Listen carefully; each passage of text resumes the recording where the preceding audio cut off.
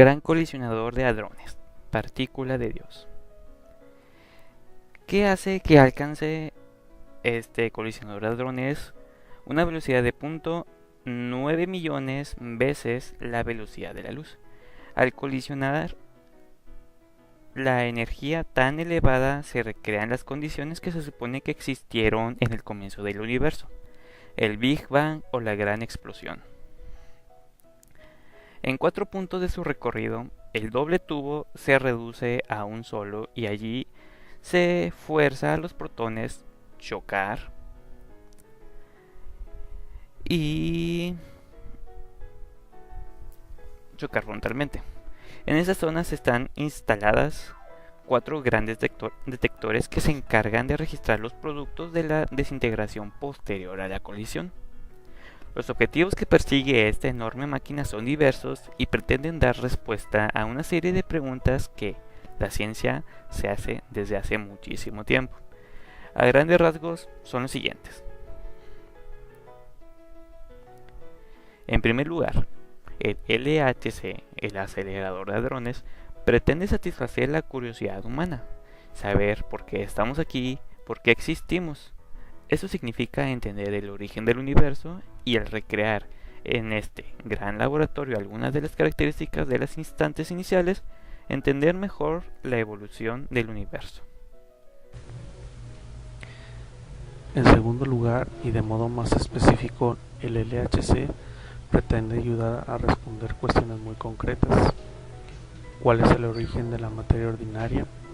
¿De qué estamos hechos y por qué somos así y no de otra manera? ¿Cuál es la naturaleza de la materia oscura que constituye el 25% del universo? ¿Por qué existe la materia y la antimateria? ¿Por qué prevalece la primera sobre la segunda en nuestros días?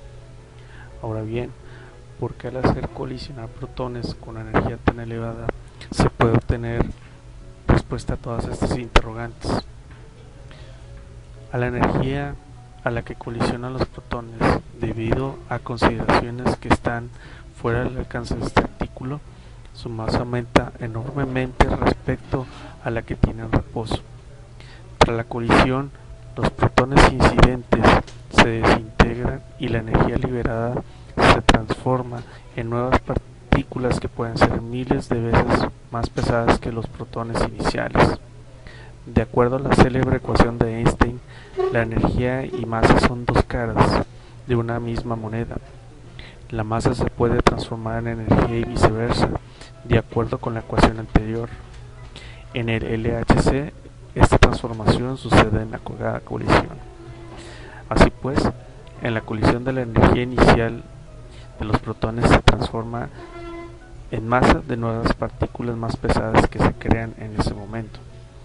De esta forma, las colisiones recrean los procesos que tuvieran lugar en los inicios del universo, produciendo partículas que eran abundantes después del Big Bang. Uno de los muchos problemas con los que se encuentran los científicos que analizan las colisiones es que las partículas de masa elevada creadas tras la colisión por regla general son muy inestables y se desintegran en un tiempo brevísimo en otras más pequeñas, por lo que la manera de averiguar que se han creado en la colisión es seguir el rastro a las sucesivas desintegraciones para reconstruir el proceso desde el principio.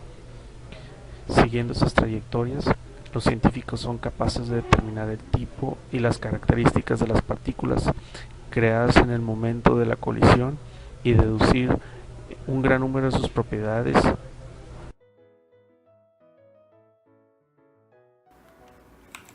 ¿Cuáles son las principales características del LHC? Para lograr los objetivos descritos en el apartado, se necesitan unas características técnicas y una condición de trabajo de la máquina que la hacen verdaderamente singular y única en su clase. El primero de ellos viene siendo tecnología de ultra alto vacío para permitir la circulación de los protones. A la velocidad a la que viajan los protones dan 11.255 vueltas completas al anillo de cada segundo.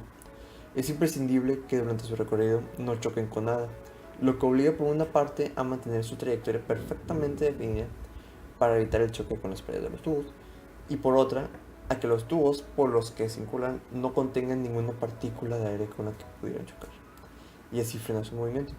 Es decir, los tubos deben estar literalmente vacíos. ¿Cómo de vacíos? A una millonésima parte de la presión atmosférica, presión inferior a la que existe en el espacio interestelar. Esto se logra con los equipos de bombeo que extraen todo lo que hay en el interior de los tubos y los mantiene así mientras los protones circulan por ellos.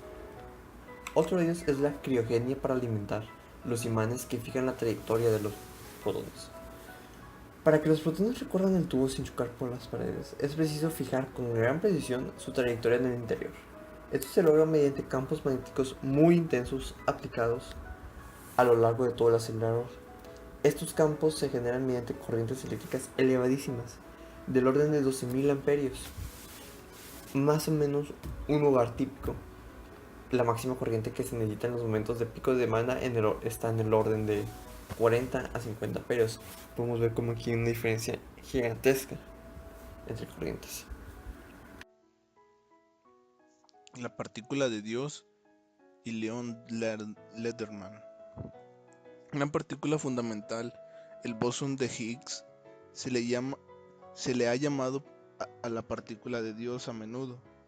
A los físicos no les parece dicho nombre, y no iremos a ningún físico que lo use, pero en 1993 el Premio Nobel de Física a Leon Lederman escribió un libro de divulgación sobre las partículas elementales que se llamó así: La partícula de Dios si el universo es la respuesta.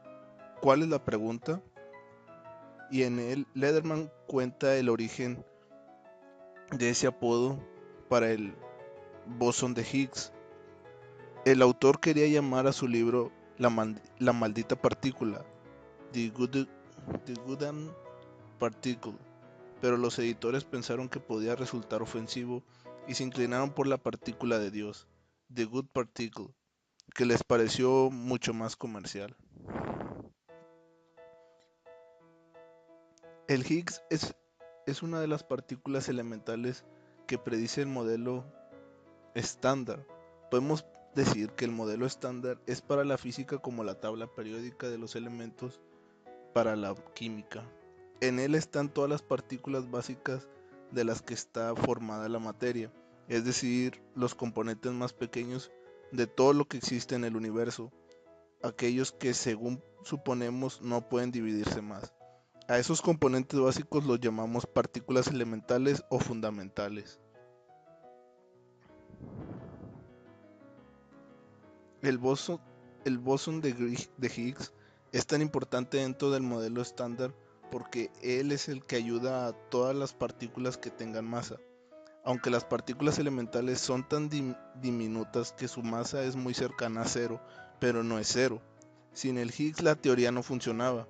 El modelo estándar ya se había predicho y uno de los que hizo esto fue un físico llamado Peter Higgs en 1964. Un mecanismo mediante el que las partículas elementales habrían obtenido su masa. A eso se le llamó mecanismo de Higgs, y a la partícula que lo provocaría, bosón de Higgs. Con el paso de los años pareció un problema en el bosón de Higgs, no aparecía, y se realizaban experimentos para buscarlo, pero la partícula seguía sin detectarse. Pero el 4 de julio del 2012, una institución europea que investiga la física de partículas, el CERN, anunciaba que la había conseguido en sus instalaciones del LHC, el Gran Colisionador de Hadrones. Se había observado una nueva partícula fundamental, el cual era el bosón de Higgs.